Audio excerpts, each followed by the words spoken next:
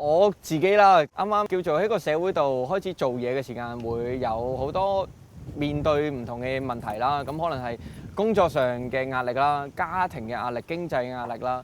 咁朋友啊，甚至係感情關係啊，都會有唔同各方面嘅壓力嘅。我自己嘅起步嘅原因咧，就係我想去舒壓。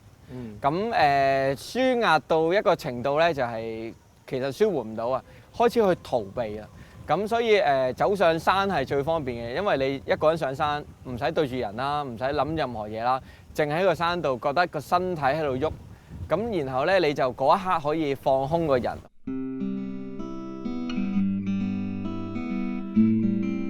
對我自己嚟講，我係一個對自己好 harsh 嘅人嚟嘅，我係對自己要求好高，我就會不斷去嘗試超越自己啦。咁我可能一開始跑步都唔係好叻，可能10公里之後我就會諗啊，我可唔可以跑多啲咧？我可唔可以跑半馬咧？跑完半馬我就諗下，我可唔可以跑全馬咧？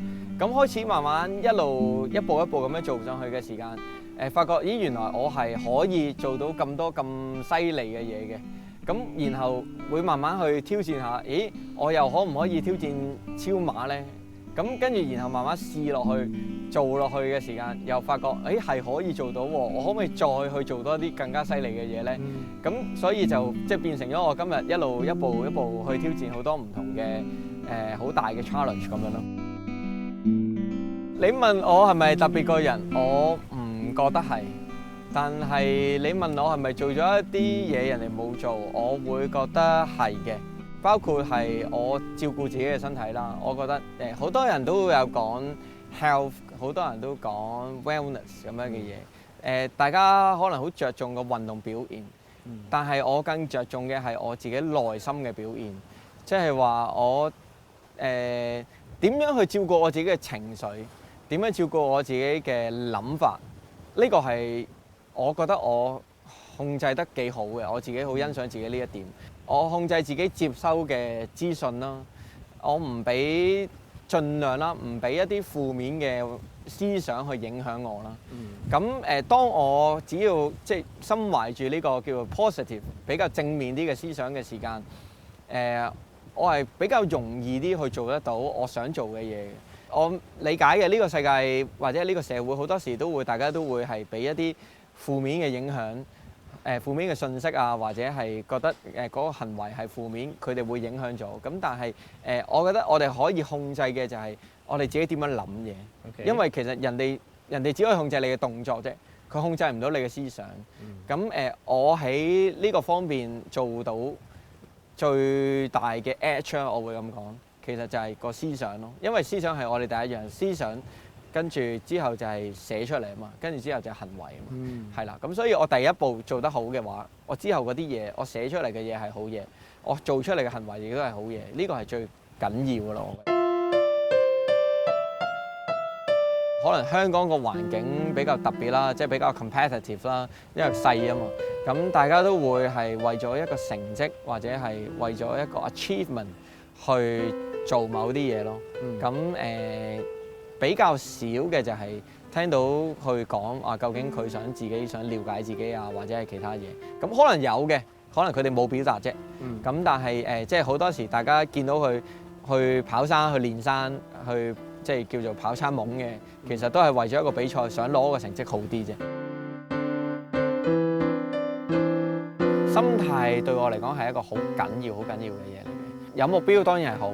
咁但係我哋用一個咩態度去達到呢個目標咧，亦都可以影響我哋中間個過程，亦都影響最後個結果嘅。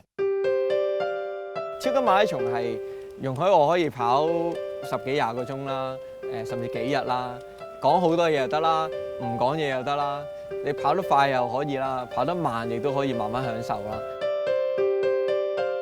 其實好多時都係睇住緊自己個身體啦，或者係睇住自己入邊個心究竟喺度諗緊啲乜嘢啦。咁但係其實同外間亦都好多接觸嘅，譬如我會經過好多農莊啊，會有啲馬係好好奇啊，即係我會專登埋去摸下啲馬，好得意啊，跟住有啲羊喺你側邊周圍跑啊。除咗睇自己有嘅嘢之外，你會睇下其實呢個世界係幾咁唔同咯。呢個係即係好令我大開眼界，亦都係令我更加想去更加多唔同嘅地方去體驗，亦都係中間呢個過程令到我學識咗感恩咯。感恩亦都係一個好大嘅能量，去令到我可以繼續享受之後落嚟嗰其餘嘅路程咯。因為當你感恩，你會發現呢個世界其實好靚。你已經唔係為咗達成個目標，唔係為咗去跑完而去做呢樣嘢，而係因為你享受當中嘅過程，你當中同自己嘅相處，當中同朋友嘅相處，呢啲先係最緊要嘅嘢。比起你贏咗世界冠軍，比起你有1000萬、100萬，呢樣嘢嚟得更加有滿足感咯。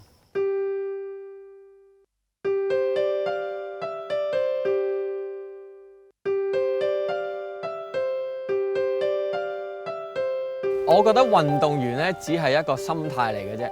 咁我甚至同一啲創業家去講，其實佢哋都係運動員嚟嘅，因為大家都係唔認輸，大家都係想將自己最叻嗰一面攞出嚟去表現出嚟。咁其實做生意都係嘅，你都係想將自己最識最在行嗰樣嘢攞出嚟去揾一個生計啦，我會咁講啦，因為你要生活，咁所以你要揾一個生計。咁但係其實如果大家都冇呢個生計嘅問題嘅時間，其實大家都係表現緊自己最好嗰一面咯。運動員只不過係一個身份嚟嘅啫，咁個心態個本質先係佢哋最緊要嗰樣嘢咯。